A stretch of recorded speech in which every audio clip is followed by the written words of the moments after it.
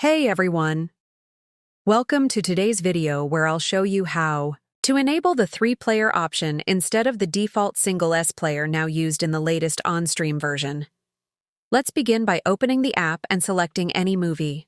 If you click Watch Now and see it defaulting to a single player, don't worry.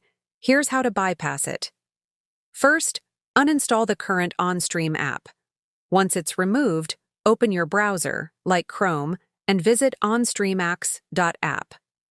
I'll drop the link in the description for easy access. Now scroll down and download version 1.1.5. Don't go for versions 1.1.6 or 1.1.7, as they are newer and still restrict the player option.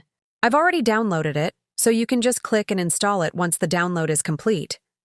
After installing, open the app, and when the prompt appears, simply tap Skip this version. Now, pick any movie and hit Watch.